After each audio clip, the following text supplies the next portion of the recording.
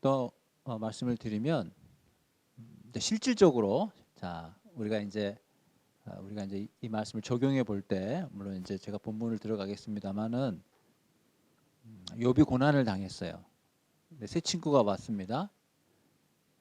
자, 근데 결론적으로 욥은 그 새 친구 때문에 더 많이 힘들어하죠. 네. 새 친구가 하나님을 모르는 사람도 아닌데 왜 욥을 더 힘들게 했을까요? 우리가 우리 주변에 어려운 일을 당한 성도가 있을 때 우리가 만약에 그 사람이 결론적으로 나 때문에 힘들어졌다면 나도 새 친구가 돼버린 거거든요. 그렇죠. 예. 근데 욥에게는 그러면서 새 친구는 전혀 도움이 되질 않았어요. 왜 그랬을까? 하나님을 아는 사람이고 하나님을 잘 아는, 흔히 얘기하는 신학자인데 하나님을 잘 이해하는, 하나님이 어떤 분이신지를 이렇게 잘 알고 있는 사람이 왜 욥에게 고통을 줬을까라는 거죠. 욥의 입장에서는 고난 당하는 욥에게는 신학자가 필요한 게 아니라 뭐요? 위로자가 필요한 거예요. 위로자가. 조금 이제 이해가 되셨습니까? 고난 받는 자에게 입 바른 소리는 도움이 안 돼요. 입 바른 소리는 괜히 지나가면서 잘못한 거 있나 한번 생각해봐 이런 얘기 하면 안 된다고요. 우리가 많이 경험하지 않습니까? 그것도 신앙이 좋은 사람에게서 그런 말 듣지 않아요. 왜? 아까 얘기했잖아요. 자기가 그런 경험했다 이거예요. 그래서 하나님 앞에 회개의 은혜를 체험했다. 좋아요. 근데 왜 그것이 하나님의 은혜의 전부라고 생각하고 저 사람에게도 똑같이 적용될 거라고 생각하냐 이거지. 그것이 잘못됐다 그것이. 본인이 은혜 체험한 거는 맞아요. 그건 자기의 은혜라고요. 그것을 하나님의 전부라고 생각하지 말라 이거죠. 이 사람에게는 다르게 적용될 수가 있다는 거죠. 하나님의 은혜가. 왜 하나님의 자유를 자기가 억제하고 내가 생각했던 하나님 그대로 이 사람에게도 하나님은 역사하실 거라고 왜 하나님의 자유를 제한하냐고요. 그게 잘못이라고요. 그게 문제라고요. 우리에게도 마찬가지입니다. 우리 주변에 고난 가운데 있는 성도가 있다면 그에게 필요한 것은 신학자가 아니에요. 위로자입니다. 위로자. 말 한마디, 따뜻한 말 한마디. 웬만하면 말을 안 하는 게 좋습니다. 말하다 보면 실수하거든요. 처음에는 따뜻한 말 하려고 하다가 위안답시고 나랑 같이 새벽에 기도할까? 이런 말도 그 사람한테는 부담돼요. 부담돼. 기도할 힘도 없는데. 그래서 우리끼리 하는 얘기지만 될 수 있으면 말을 안 하는 게 좋습니다. 그리고 그냥 옆에 있으면 뻘쭘하잖아요. 말하라고 옆에 있으면 뭐 할 거예요? 그냥 이렇게 뭐 사주세요. 뭐 이렇게 뭐 좋은 식사 대접해주고 그리고 선물 있잖아요. 선물 요즘 선물 많잖아요. 뭐 카톡으로도 얼마든지 선물하는. 그러니까 뭘 자꾸 주세요. 이렇게 요즘 코로나 때문에 밥 못 먹지만 이런 게 아니면 좋은 식사 대접하고 좋은. 그래서 말이 필요 없어요. 그냥 뭘 주세요. 자꾸. 여러분 고난당하는 성도에게 물론 그 사람이 욥처럼 하나님이 날 왜 이렇게 힘들게 했냐 생각할 수 있어요. 그러나 우리는 그걸 모르죠. 알 수도 없고. 또한 설령 하나님이 이유 모를 고난을 하나님이 허락했다 쳐요. 왜냐하면 고난은 하나님 주권에 속해 있는 거니까. 그럼 하나님이 그 사람을 향해서 하나님이 어떤 게 대하시겠어요? 우리 아까 하나님 믿는다 했죠. 하나님은 자비로우시고 은혜로우세요. 그래서 그 성도에게 하나님은 무언가를 주고 싶어 하시죠. 우리가 지금 그 역할을 하는 거예요. 그렇게 해주는 거는. 우리가 하나님의 손과 발이 돼주는 거라니까요. 여러분 이게 앞뒤가 안 맞는 것 같습니까? 하나님이 날 이렇게 힘들게 했는데 하나님이 나한테 밥 사주는 건 뭐예요? 아니요. 다 가능해요. 다 가능. 욥이 그걸 보여주잖아요. 욥이. 하나님이 욥에게 고난을 허락했다고 해서 하나님이 욥을 외면했어요? 아니라니까요. 그걸 보여주는 게 나중에 하나님이 욥을 회복시키잖아요. 가지고 있던 소유를 2배로 은혜를 베푸시잖아요. 비록 사단과의 그런 얘기 가운데 하나님이 고난을 허락했지만, 하지만 그것도 뭐요? 하나님이 욥을 믿는다, 하나님 신뢰한다 이거지. 그건 뭐요? 욥을 향한 하나님의 사랑이에요, 사랑. 그 현장 가운데 있는 그 성도를 향한 하나님의 사랑이 있다고요. 우리가 그 사랑을 실천하는 거, 그게 할 수만 있다면 그게 우리의 귀한 일이라는 거죠. 위로, 고난 당한 자에게는 여러분 위로가 필요합니다. 위로가. 말로만의 위로가 아니야. 아니요, 말 아닌 위로가 더 나아요. 말하면 실수한다니까. 말 많으면 10마디 말 가운데 9마디 말 잘해서 1마디 실수하잖아요. 그러면 그 1마디 상처로 그 9마디 하나만 하나. 차라리 그래서 말은 될수록 안 하고 그냥 도와주세요. 쳐다보고 그의 필요가 뭔지. 가난하면 경제적으로 병원비 보태라고 도와주면 되는 것이고, 힘들고 어려워서 뭐가 부족하면 그거 이렇게 사다 주고 그러면 돼요. 그게 최고입니다. 최고. 그게 최고입니다. 욥도 그런 얘기 하지만 하나님의 자녀잖아요. 하나님의 자녀를 대우하는 건 하나님을 이렇게 대우하는 거 아니겠어요? 그 부분을 실천적으로 우리가 꼭 잘 이해해서 우리가 이제 앞으로 신앙생활 하면서 우리 주변에 늘 이런 일들이 생길 수 있잖아요. 우리가 어떻게 하는 것이 지혜로운 것인가 하는 제가 말씀을 이렇게 드렸습니다. 그 다음에 또 한 가지, 여러분 아까 제가 그 잠언하고 전도서하고 그 욥기가 이제 대표적인 지혜문헌이라고 그랬는데 이 세 책의 공통된 주제가 있어요. 여러분 잘 아시죠? 그게 뭐냐면 여호와를 경외하는 것이 지혜의 근본이다. 이 말씀이에요. 너무 잘 아는 말씀이지만 제가 이걸 조금 이따 조금 자세히 설명할 거예요. 그러나 일단 먼저 여러분들이 요절로 알고 있는 거니까 제가 말씀드려요. 잠언 1장 7절일 겁니다. 여호와를 경외하는 것이 지혜의 근본이다. 잠언의 중요한 핵심 주제죠. 그다음 전도서 12장 13절 일의 결국을 다 들었으니 여호와를 경외하는 것이 사람의 본분이다. 여호와를 경외하는 것이 사람의 본분이다 이거죠. 어떤 일이 생기더라도 여호와를 경외하는 것이 신자의 본분이다 이 말이에요. 그 다음에 욥기 28장 28절에 또 마찬가지 여호와를 경외하는 것이 보라 주를 경외함이 지혜요. 28장 28절. 여러분 외우기 쉽죠? 28장 28절. 보라 주를 경외함이 지혜요. 악을 떠남이 명철이니라. 여호와를 경외하는 것이 지혜다. 자, 그러면 우리가 잠언 전도서도 이제 하겠지만 일단 욥기도 마찬가지. 이 지혜 문헌인 이 욥기, 잠언 전도서 마찬가지. 이 일단 많은 주제도 있지. 일단은 이 욥기가 우리에게 주는 가장 큰 중요한 주제가 뭐다? 가르침이 뭐다?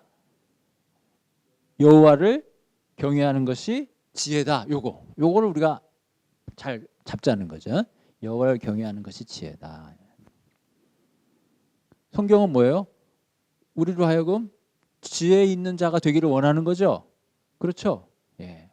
그래서 잠언에서는 지혜로운 자가 있고 어리석은 자가 있다고 그러잖아요. 어리석은 자가 되지 말고 지혜로운 자가 돼야 된다. 욥기도 마찬가지예요. 보라 여호와를 경외한 주를 경외함이 지혜다. 그러니까 주를 경외하는 것이 지혜의 출발이라는 거예요. 그러니까 주를 경외함이 없으면 지혜가 생겨날 수 없다는 거죠. 그러면 주를 경외한다는 건 무엇일까? 그걸 조금 풀어야 되겠죠. 그죠? 주를 경외하는 것이 무엇일까? 여러분 뭐라고 생각하십니까? 뭐라고 제가 생각하십니까라고 묻는 것은 누가 질문하면 여러분 뭐라고 대답하시겠습니까? 그 얘기예요. 그리고 여러분은 그것을 뭐라고 정의하고 계십니까? 자기가 정리가 돼야 남에게 얘기를 하는 거거든요. 그러니까 말을 못하는 건 사실 자기가 모르는 거예요. 제가 부족하지만 이렇게 얘기를 하려면요, 제가 그 부분에 대해서 완벽한 이해가 있어야 돼요. 최소한 제가 하는 말에 대해서는. 제가 욥기를 완벽하게 설명했다는 게 아니라 제가 여러분에게 무슨 말을 했다면 그 말에 대해서만큼은 제가 완벽하게 내 스스로가 이해하고 동의하기 때문에 드리는 말씀이거든요. 여러분 가끔 얘기하다 보면 자기도 모르는 말 하는 사람 있죠? 네. 자기도 모르는데 이야기를 하는 것 같아요. 참 우리끼리 얘기지만 여러분, 우리가 교회에서 설교를 듣는데 목사님께서 만약에 본인도 모르는 얘기를 설교를 하면 그게 은혜가 되겠습니까? 우리 성도의 입장에서 은혜가 되는 것 같은 분위기가 연출돼도 그것은 결국 은혜가 안 되는 거예요. 은혜는 하나님이 주시는 거거든요. 아무리 감동적이고 아무리 울고 웃겨도 하나님이 은혜를 주시지 않으면 그건 의미가 없는 거예요. 여러분 혹시 주일학교 선생님이십니까? 자기가 믿지 않는 얘기를 해보세요. 아무런 은혜가 안 됩니다. 공과에 있기 때문에 얘기할 수는 있을 거예요. 그러나 얘기하기 전에 자기가 그 말을 믿어야 합니다. 최소한 자기가 말을 할 거라면. 못 믿으면 얘기하지 말아야죠. 근데 자기도 안 믿으면서 얘기를 해. 그러니 그 공과가 그 설교가 열매가 맺히겠어요? 절대 그럴 수 없어요. 그거야말로 그런 일은 생기지 않아요. 그런 것처럼 보이죠. 인간들 눈에는 은혜가 넘치는 것 같죠. 우리가 설교자가 되는 건 아니지만 여러분 우리도 교사로서 누군가를 가르칠 수 있고 교사가 아니더라도 우리는 성도로서 누군가에게 예수를 전해야 해요. 베드로전서에 누군가가 우리에게 질문을 합니다. 당신은 하나님 앞에 어떤 소망을 갖고 있습니까? 소망에 관한 이유를 물어요. 왜 예수를 믿어야 합니까? 예수를 믿지 않으면 결국은 구원이라고 하는 것이 없는 것입니까? 왜 예수여야만 되는 것입니까? 라고 물었을 때 그 이유를 대답할 수 있어야 된다 이거예요. 온유함과 겸손함으로. 설교자가 되기 이전에, 교사가 되기 이전에 우리가 성도로서 우리가 믿고 있는 그 신앙을 누군가에게 정확하게 얘기할 수 있어야 된다. 그러려면 우리가 그것을 믿어야죠. 자기가 정확하게 알아야죠. 자기가 알지 못하는 것을 어떻게 전하겠습니까?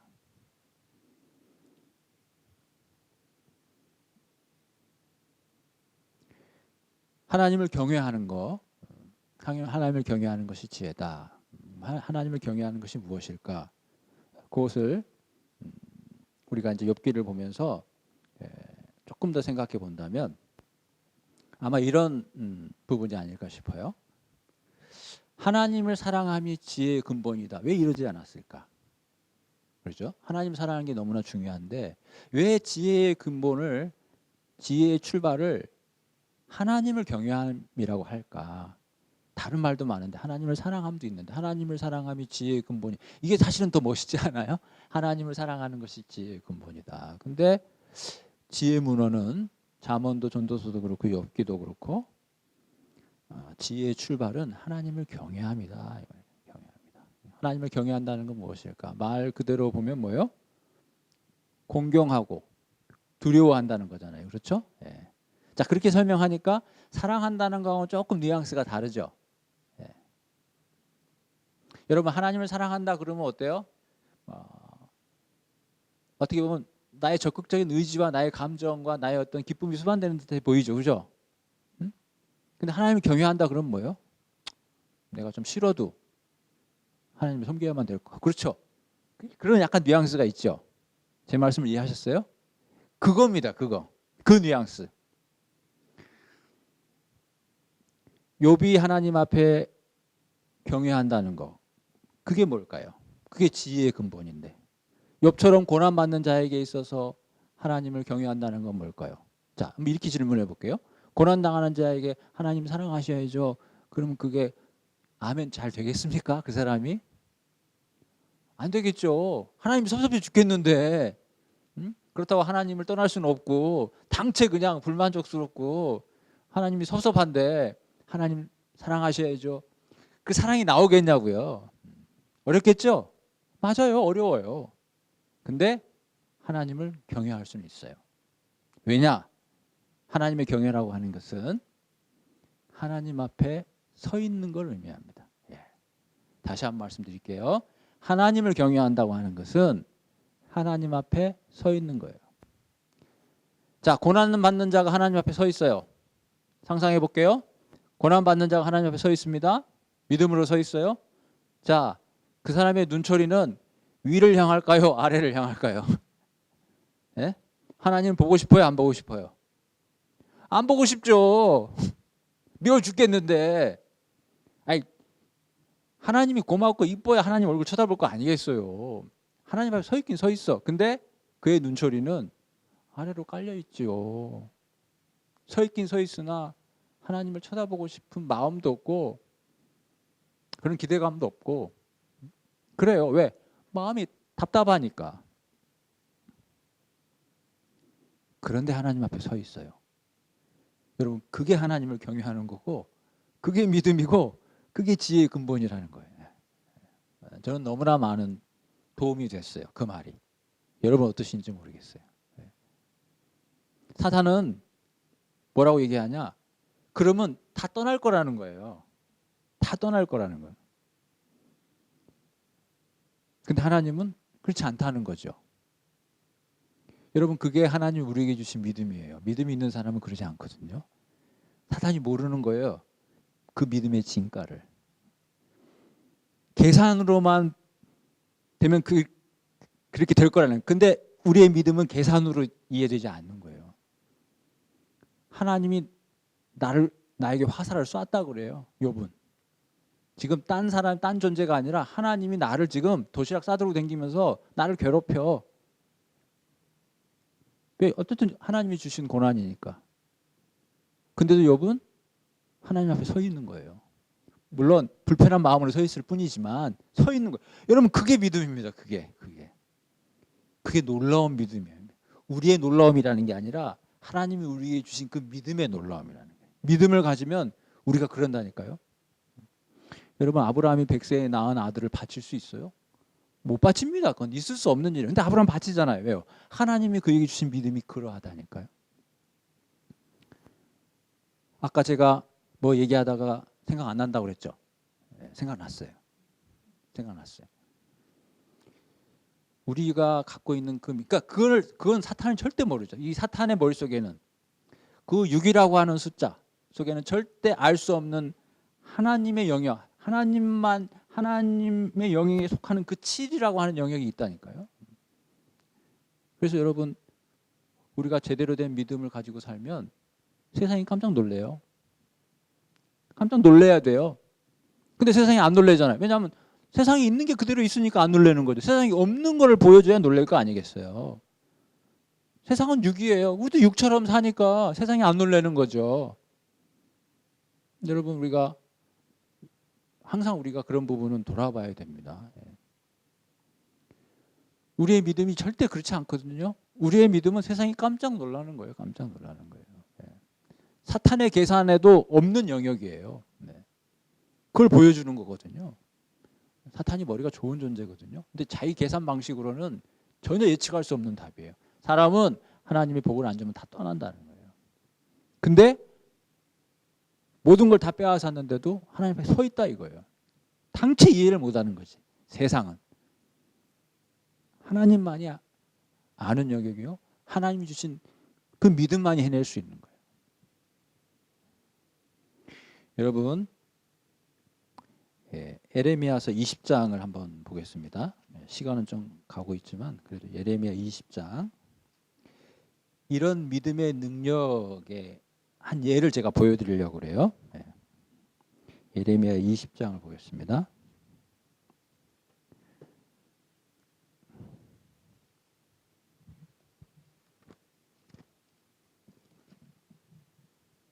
예레미야 20장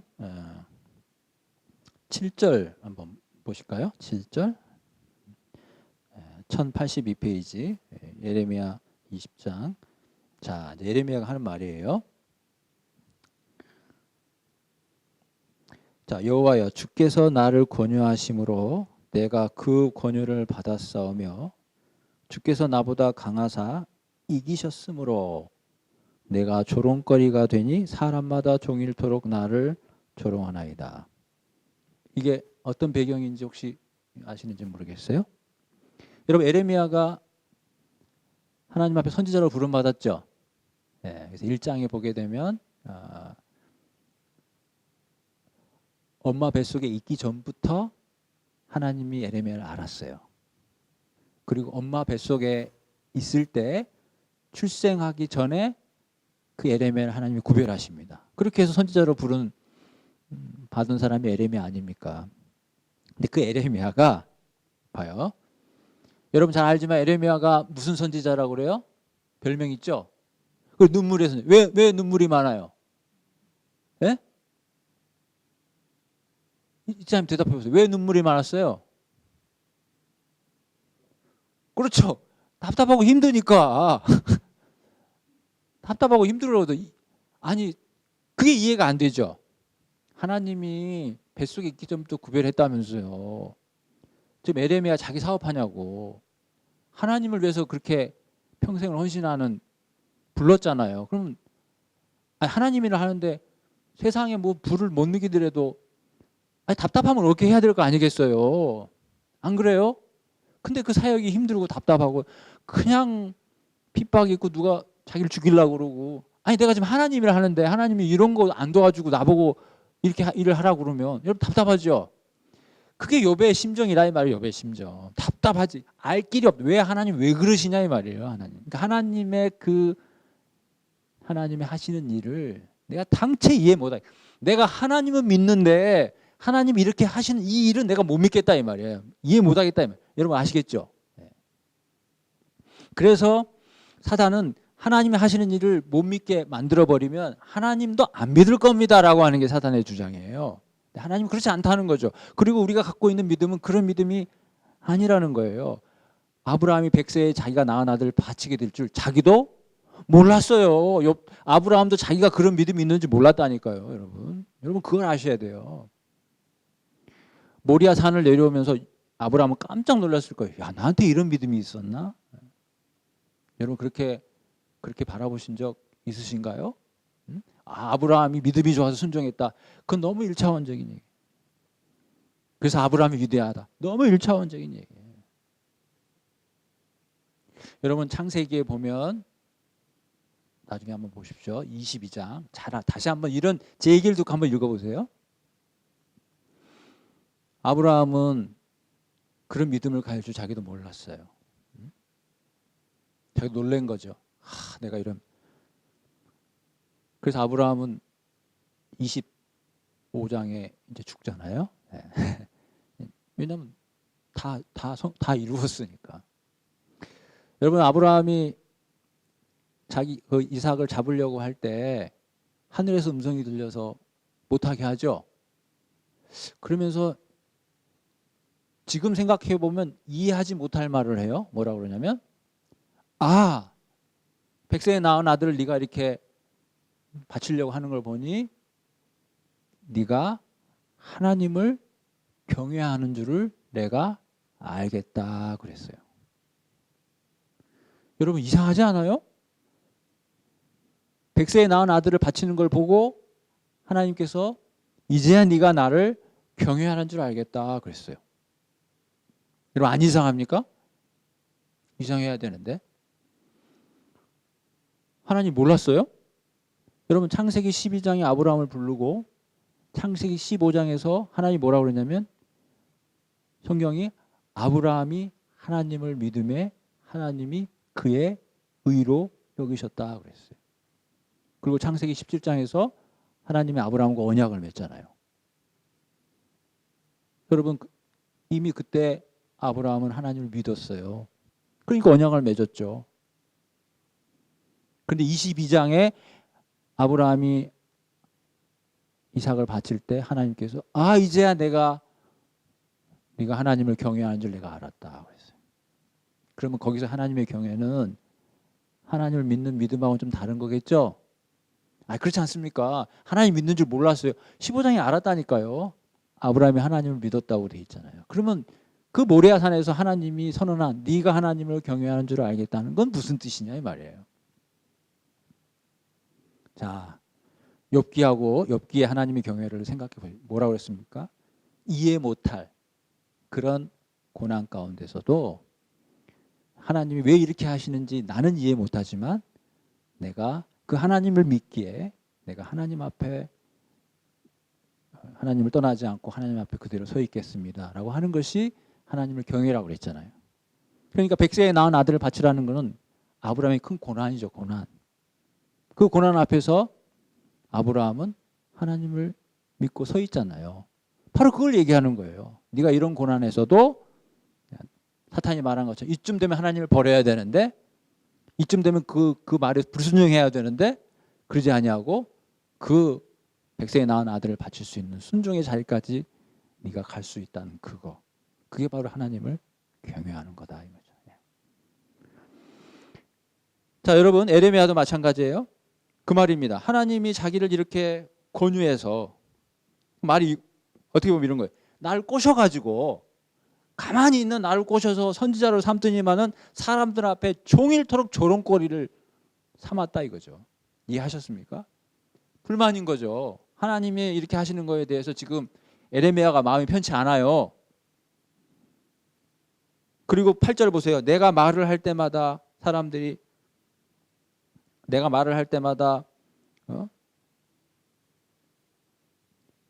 외치며 파멸과 멸망을 선포함으로 여호와의 말씀으로 말미암아 내가 종일토록 치욕과 모욕거리가 됐대. 종일토록. 늘 영광이다가 어쩌다 한번 치욕거리가 되면 몰라도 종일토록 사람 앞에 조롱거리가 되고 치욕거리가 돼. 이러려고 나를 불렀냐 이 말이에요. 이거 이러려고 나를 태어나게 했냐 이 말이에요. 똑같죠? 그래서 이렇게 얘기합니다. 예레미야가 상심이 컸어요. 그래서 14절부터 볼까요? 14절. 내 생일이 저주를 받았다면, 나의 어머니가 나를 낳던 날이 복이 없었다면, 나의 아버지에게 소식을 전하여 이르기를 당신이 득남하였다 하여 아버지를 즐겁게 하던 자가 저주를. 이거 어디서 많이 보던 건데? 욥기 3장에서 보던 거 아니에요? 이거 어쩜 이렇게 똑같죠? 이렇게 상심하면 다 자기 생일을 저주하는 모양인가 보죠. 누가 누구를 카피한 겁니까? 제가 이제 그건 이제 우스갯소리고요. 어쨌든 우연치 않게 에레미야도 자기 생일을 저주해요. 17절에 그가 나를 태에서 죽이지 아니하셨으며 나의 어머니를 내 무덤이 되지 않게 하셨으며. 아니 하나님은 에레미야를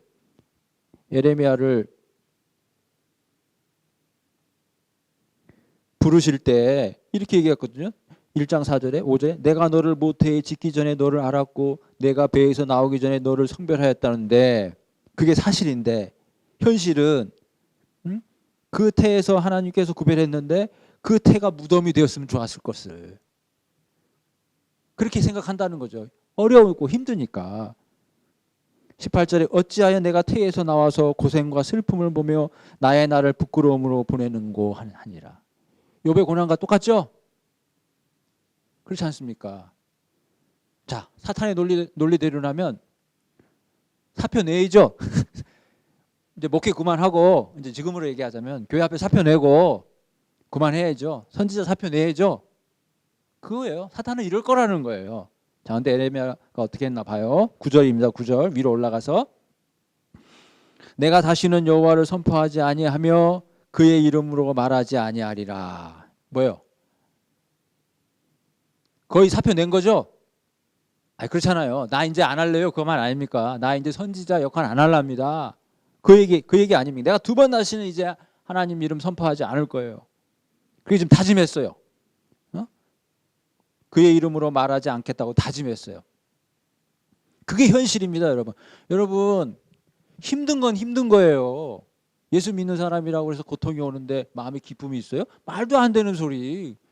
사람은 그런 사람 없어요. 힘들면 힘든 거예요. 여러분, 고통이란 말에는 3인칭이 없다는 말 들어보셨어요? 저도 책에서 본 얘기입니다. 고통은 항상 1인칭이에요. 고통이란 동사는 왜? 내 고통이만 고통이에요. 여러분, 남의 고통은 나하고 아무 상관없어요. 뭐 우리가 이제 이해하고 기도를 해주지만 그건 그의 고통이에요. 여러분, 내가 아는 누군가가 중병에 걸렸습니다. 근데 내가 변비가 걸렸어요. 그 고통이 큰 게 뭘까요? 자기 변비 고통이 더 크다니까요. 사람은 그게 나쁘다는 게 아니라 그래서 고통은 항상 1인칭이다. 나의 고통뿐이에요. 그만큼 사람은 남의 고통을 이해하기가 어렵다 이거죠. 이렇게 고통이 있기 때문에 에레미야 선지자지만 안 하겠다는 겁니다. 내가 다시는 여호와를 선포하지 않겠다 이 말이에요. 그럼 하나님 떠나야죠. 근데 보세요. 뭐라고 그래요? 후반절에 이제 그게 핵심이죠. 이럴 때 이제 교회에서는 다 같이 읽는다고 그러는데 내가 읽을게요. 나의 마음이 불붙는 것 같아서 골수에 사무치니 답답하여 견딜 수 없나이다.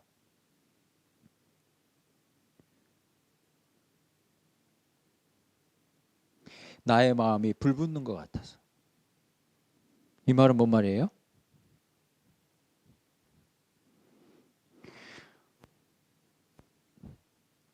마음 같아서는 다시는 그의 이름으로 말하지 않겠지만 내 머리는, 내 이 이성은, 근데 내 마음은 하나님을 생각하면 내 마음이 불붙는 것 같다. 내가 저들에게 생명의 복음을 전해야지. 그 마음이 불붙는 것 같다 이거지. 이걸 꺼트릴 수 없다 이거지. 그러니까 내가 고통 가운데 있어서 선지자를 하고 싶지만 뒤돌아서면 다시 누군가한테 복음을 전하는 자기 모습을 쳐다보고 있다 이 말이지. 내가 오늘 아침까지도 내가 일어나면 나 이제 이거 그만해야지. 그래도 누군가를 만나면 하나님의 메시지. 내가 조롱을 당할지라도 내 마음속에 불붙는다 이거지. 내가 하나님의 이 복음을 전해야지. 그러고 있다 이거지. 이게 하나님께서 주신 그 믿음의 위대함이라니까요. 사람의 생각으로는 당장 그만둬야죠. 근데 그 안에 믿음이 있는 자는 그렇게 되질 않아요. 욥이 하나님께 받은 믿음이 그러했죠. 사단은 그 믿음의 위대함을 과소평가했습니다. 다 떠나갈 거라고 생각해요. 아니죠. 자기도 떠나가고 싶어요. 그러나 자기 안에 믿음이 있는 사람은 자기가 마음 같아서는 100번 떠나고 싶지만 눈을 떠보면 여전히 하나님 앞에 서 있는 자기의 모습을 본다니까요. 여러분 여전히 교회 가잖아요. 교회 가서 무릎 꿇고 기도하는 자기의 모습을 자기가 보잖아요. 여러분 그게 믿음을 가진 자의 모습이라니까요. 자기도 이해 못해. 자기 삶을. 남이 나 이해해 주는 건 둘째치고. 그렇지만 나의 발길은 교회로 향한다니까요. 나의 마음은 하나님께 무릎을 꿇는다니까요. 답답하더라도 그게 믿음이라는 그게 믿음.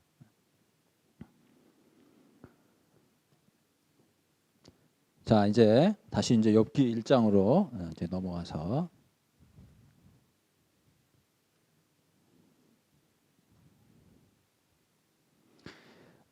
아는 내용이니까요. 자, 아까 1장 1절에서 그렇게 설명을 했죠. 욥에 대해서.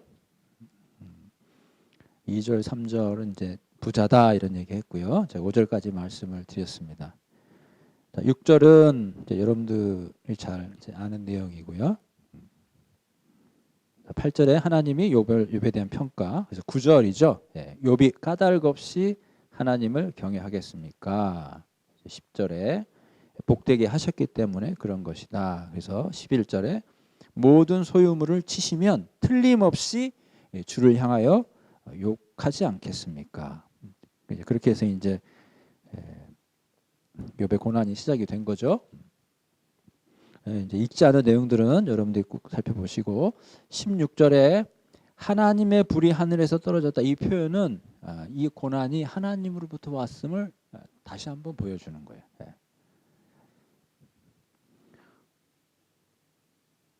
누구 불이? 하나님의 불이 떨어진 거예요. 그러니까 하나님이 고난을 준 거라니까요. 그걸 성경이 지금 보여주고 있는 거예요. 욥이 그걸 아는 거죠. 하나님이 자기에게 고난을 줬다고. 20절에 욥이 일어나 겉옷을 찢고 머리털을 밀고 땅에 엎드렸다 예배했다. 21절 아까 얘기했죠. 모태에서 알몸으로 나왔은즉 그 알몸이 그대로 돌아간다. 주신 이도 여호와시오 거두신 이도 여호와시다. 그래서 21절에 욥이 범죄하지 않았다. 또 한 번 시험이 있다고 그랬죠. 2장 1. 또 하루는 이렇게 해서 2장 3절에 후반부에 내가 나를 충동하여 하나님이 이렇게 얘기하잖아요. 네가 나를 충동하여 사탄이 네가 나를 충동하여 까닭 없이 그를 치게 하였어도 그가 여전히 자기의 온전함을 굳게 지켰다. 이거예요. 여러분 하나님은 욥을 신뢰한 거예요. 마치 감독이 어떤 선수를 내보낼 때 반드시 이길 거라는 확신을 가지고 선수를 내보내는 감독의 마음. 바로 그 하나님 우리를 향한 신뢰라고 하는 거. 5절에 뼈와 살을 치소서. 거기 4절에 사탄이 하는 말이 가죽으로 제가 이제 앞으로 이제 본문을 볼 때 제가 시간이 좀 걸리더라도 제가 저와 여러분이 읽을 때 이게 무슨 말이야 하는 게 너무 많거든요. 그걸 제가 풀어드릴게요. 제가 해석한다는 게 아니라 다른 번역본으로 제가 설명을 드릴게요. 그러면 이해가 좀 되거든요. 제가 쭉 읽을 때 이게 무슨 말이야 하는 건 여러분도 무슨 말이야 하실 거예요.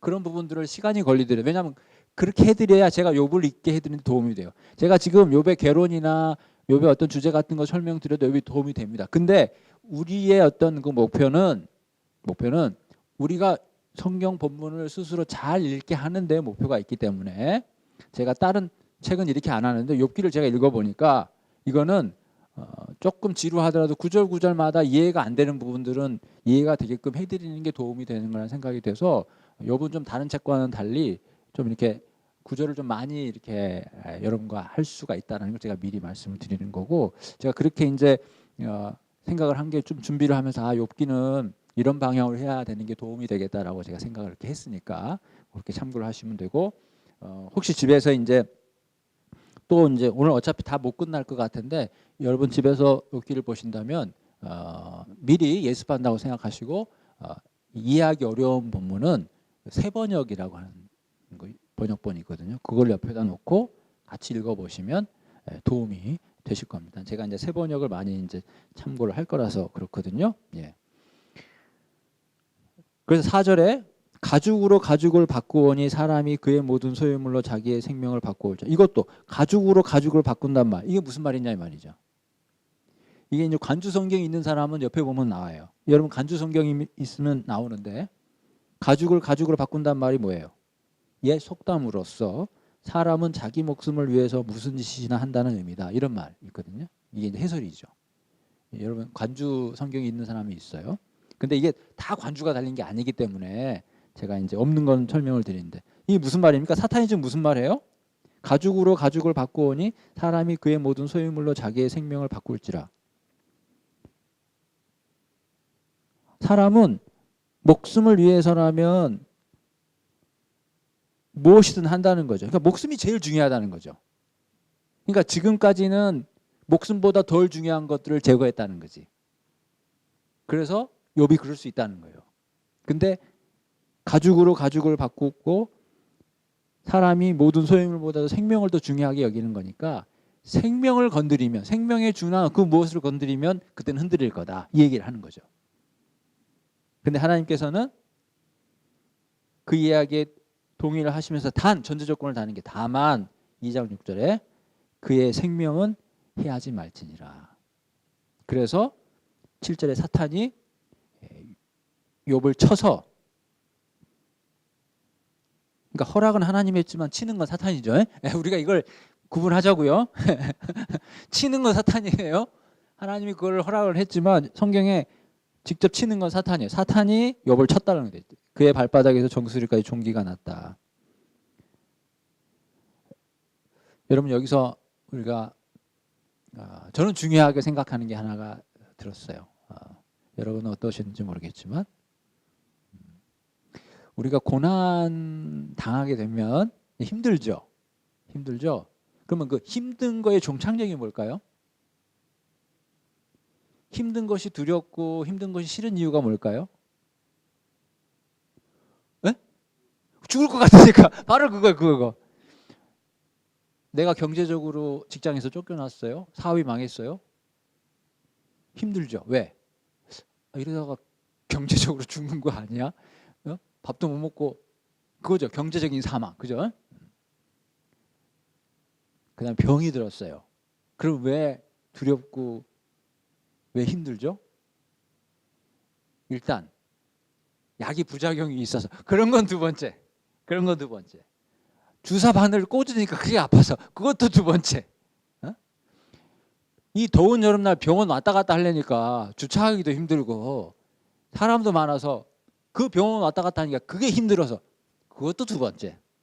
여러분 왜 병이 들면 그렇게 두렵고 고통스러워요?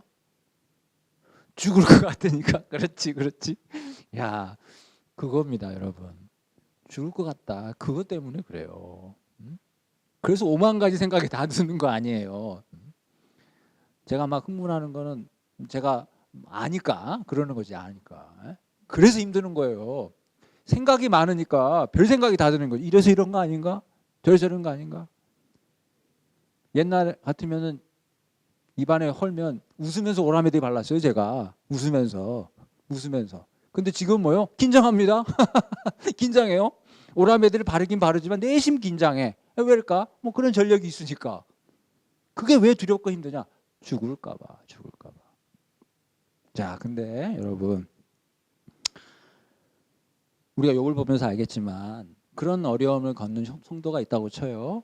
그랬을 때 그 고통이 금방 가시질 않아요. 욥도 그 고통이 금방 가시질 않았잖아요. 물론 하나님의 때가 되면 그 고통이 사라질 수도 있을 거예요. 그러나 분명한 것은 그 고통이 있다 이거죠. 어떤 경우에는 죽을 때까지 있을 수도 있어요. 그러나 중요한 것은 고통의 본질은 그게 아니라 죽을 것 같다는 거예요. 죽을 것 같다. 죽을 것 같다. 바로 그 부분이에요.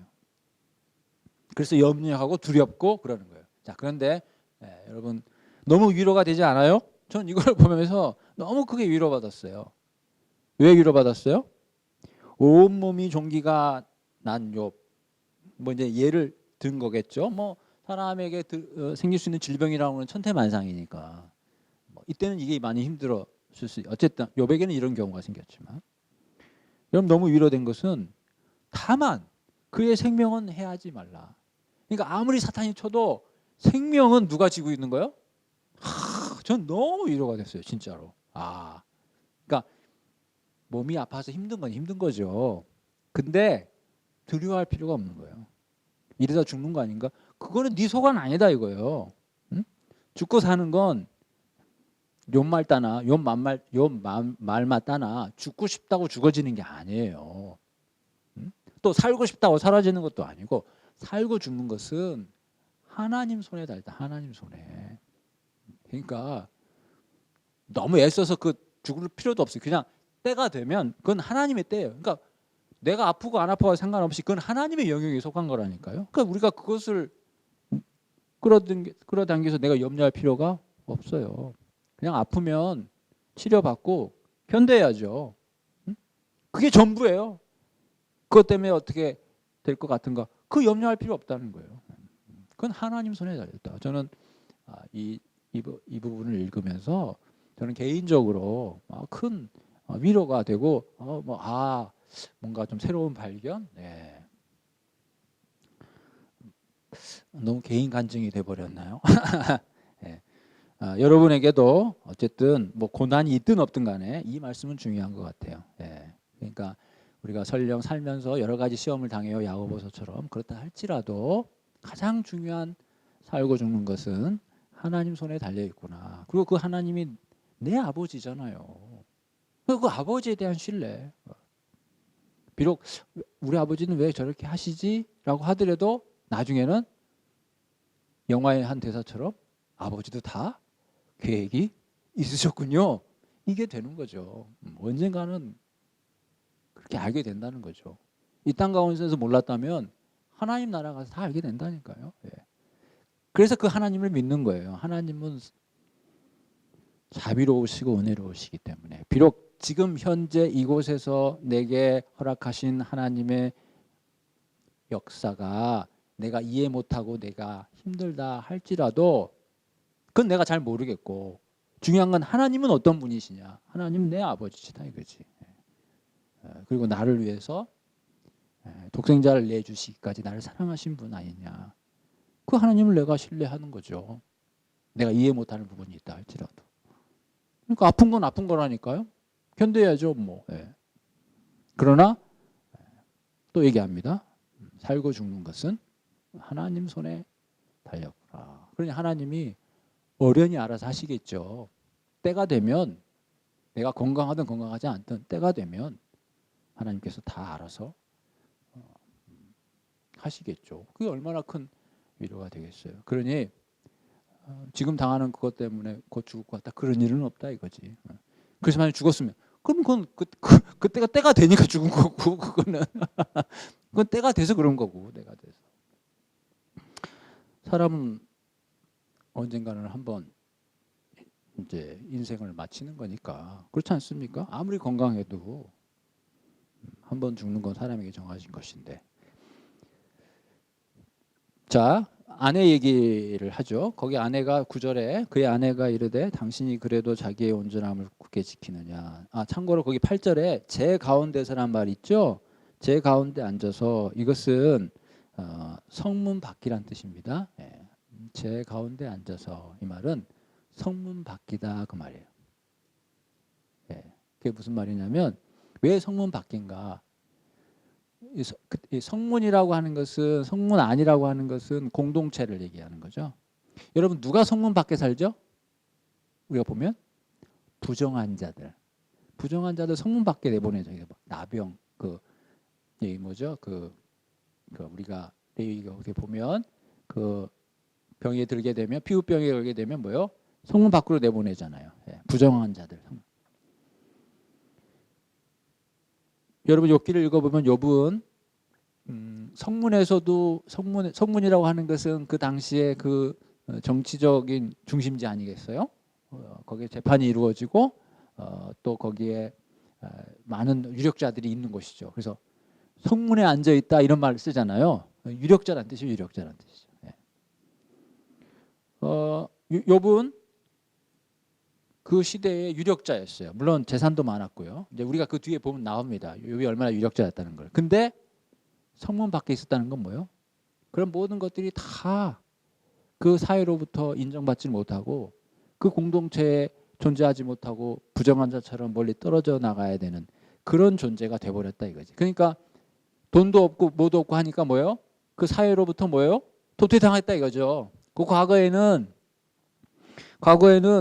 제가 어렸을 때 내 친구 쫓아다니면서 떡볶이도 얻어먹고 그랬잖아요. 응? 그래서 무슨 일이 있으면 욥한테 쫓아가서 도와달라고 그러면 욥이 다 도와줬거든요. 여러분 읽어보시면 나옵니다. 그런데 욥이 재산이 다 없어지고 하니까 뭐예요? 이제 욥을 내친다 이거죠. 자, 미리 한번 제가 읽어볼게요. 좀 이따 볼 텐데 욥이 이렇게 얘기합니다. 그러나 이제는 나보다 젊은 사람이 나를 비웃는구나. 그 다음 말 그들의 아비들은 내가 보기에 내 양떼를 지키는 개 중에도 들만하지 못한 자들이니라. 개만도 그런 자들이 자기를 좀 비웃는다 이 말이에요. 지금 그게 지금 욥기 30장을 내가 읽어드린 거거든요. 나중에 볼 거예요. 그러니까 그 전에는 자기를 그렇게 존중하고 했던 사람들이 이제는 평상시에도 인정받지 못할 그런 사람조차도 그런 의미예요. 양떼를 지키는 개 중에도 둘만하지 못한 자란 말은 대략 무슨 말인지 알겠죠? 그런 사람들까지 자기를 비웃는다 이 말이에요. 지금 그런 처지가 돼버렸다. 왜? 그러니까 성문 밖에 앉아서 그러고 있으니 이런 사람도 자기를 지금 조롱한다 이 말이에요. 조롱한다. 그걸 얘기하는 거예요. 제 가운데란 말은 도움 되시라고 제가 말씀을 드렸어요. 자, 그래서 아내가 이제 하나님을 욕하고 죽으라 그렇게 얘기하죠. 그러니까 10절에 욥이 하는 말이 그대의 말이 한 어리석은 여자의 말 같다. 그러니까 욥은 뭐 그런 소리를 하고 그래. 응? 딴 사람들이나 그렇게 얘기하는 거지. 당신은 그런 소리 하면 안 되지. 그런 말 하지 마. 이제 그런 거예요. 그러면 하는 말이 우리가 하나님께 복을 받았은즉 화도 받지 않겠느냐 하고 욥이 입술로 범죄하지 않았다. 그래서 이제 제가 이제 시간이 없어서 그 검색을 못 해봤는데 그 네이버 검색하잖아요. 제가 지금 한번 검색해 볼까요? 뭐라고 검색하냐면 세계 3대 악처 이렇게 검색 한번 해볼까요? 세계 3대 악처 3대 여러분 혹시 나보다 좀 빠르면 한번 뭐 검색이 되나 한번 보세요. 욥의 아내가 뜨는가 안 뜨는가? 네. 욥의 아내는 없습니까? 아, 그래요. 욥의 아내는 없네요. 있는 것도 있습니까? 예, 예, 예, 있죠. 예, 예, 제가 어디서 들은 얘기가 있어가지고, 예, 소크라테스의 아내, 뭐, 또 모차르트의 아내도 악취라고 그러고, 음, 그렇죠. 욥의 아내도 악취라고 그러죠. 예. 여러분, 그 네이버에서 그렇게 나오는 건데, 그럼 맞는 거 아니에요? 우리가 뭘 모르면 하나님한테 묻듯이 네이버님한테 묻고 그러잖아요. 맞는 거 아니에요? 정말 맞습니까? 욥의 아내는 악처가 맞아요? 그것도 3대 악처라고 할 만큼 악한 여자입니까? 그렇게 이야기하는 학자들도 있어요.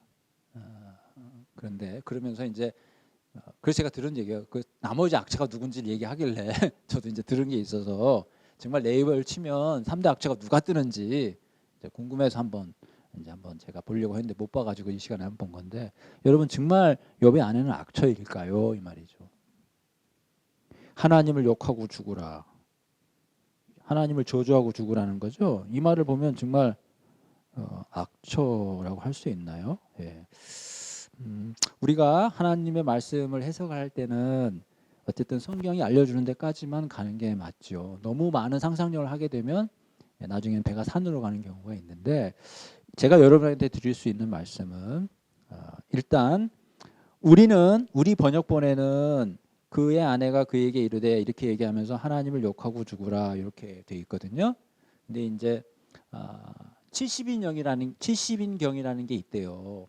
이제 그 히브리어 말을 히브리 성경을 헬라 말로 바꾼 70인경이라는 게 있대요. 그러니까 이게 좀 구약이잖아요. 구약이 아니라 히브리어로 되어 있었겠죠. 그걸 헬라 말로 바꾼 성경이라는 게 있대. 70인경. 근데 70인경에 보면 제 기억이 맞다면 이 부분을 조금 이렇게 자세하게 썼다고 그래요.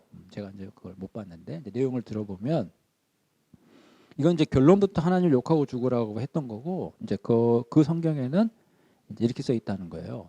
이제 쉽게 얘기하면 이제 남편이 갑자기 이렇게 그러니까 가족의 큰 재난을 당해서 뭐 자녀들도 있고 모든 소유가 다 그러니까 그냥 거리로 나앉은 거잖아요. 재산도 없고 그러니까 어떻게 뭘 먹고 살아요? 그러니까 아내가 지금 말로 하면 이제 알바하는 거죠. 남편이 저 모양이니까 남편은 뭐요? 하루 종일 질그릇 조각을 가져다가 자기 몸을 굽고 앉아 있는데 어디 가서 돈을 버냐고요. 지금 저축해 둔 것도 없잖아. 다 날라갔으니까. 다 날라갔으니까. 그래서 아내가 뭐라도 벌어야지 먹을 거 아니겠어요. 그러니까 뭐 무슨 일이든 했을 거라는 거죠. 아니 지금 욥이 안 먹고 살 수는 없는 거 아니에요. 그럼 지금 욥에게 누가 남아 있어요? 아내밖에 없잖아요. 자녀들은 다 죽었으니까. 그래서 아내가 그렇게 이제 버는 거죠. 그러니까 힘든 생활을 사는 거죠. 그러면 밤에 둘이 앉아 있어요. 그럼 무슨 대화를 해요? 둘이 무슨 대화를 하겠냐고요. 남편은 그러고 있지. 아내가 그럴 거 아니에요. 야, 우리 같이 죽읍시다. 이런 얘기 할 거 아니겠냐고요. 예? 그러면서 그런 말이에요. 당신 뭐 그리고 뭐 주신 자도 여호와시오 뭐 그 하나님 이 은혜 베푼 게 이거냐 이거지. 그냥 하나님 믿는다고 그러지 말고 그냥 포기합시다. 예? 그런 뉘앙스. 그러니까 만약 여러분 우리 주변에 그런 일이 생겨서 그렇게 사람이 아내가 남편한테 우리 삶을 포기합시다. 그렇게 얘기하면 그게 악처입니까? 아니잖아요. 오히려 위로받을 사람이잖아요. 그러니까 그렇게 해석하는 경우가 있어요. 그래서 저는 그 해석을 여러분하고 나누고 싶은 거예요. 세계 3대 악처로 나누고 싶지 않고 욥의 아내도 힘들었다. 그리고 이 표현은 여러분 이 표현만 문제입니까? 욥은 뭐라고 그랬어요? 자기가 태어난 날을 저주했잖아요. 지금 둘 다 힘들어서 그래요. 힘들어서. 그리고 이제 아까 우리 이사님이 얘기했지만 마지막에 회복될 때 하나님이 또 자녀를 다시 주십니다. 아들 7, 딸 3. 다 완전수죠? 네. 짐승이 7,000마리였는데 14,000마리 돼. 자, 7,000도 완전수죠? 이게 그 말은 진짜 7,000마리도 맞겠지만 완벽한 부자다. 완전수. 자녀도 완벽하다 이거지. 딸 아들 다 있는데 아들은 7명, 딸 3명. 그러니까 7도 완전수요, 3도 완전수. 그러니까 하나님이 욥을 완전하게 축복하신 거죠. 그리고 마지막에 하나님 역시 또 욥을 완전하게 축복하시는 거죠. 2배로. 2배로. 자, 근데 그때 아내를 새로 얻었단 말이 없잖아요. 그러면 그 7명과 3명이 누구에게서 태어나요?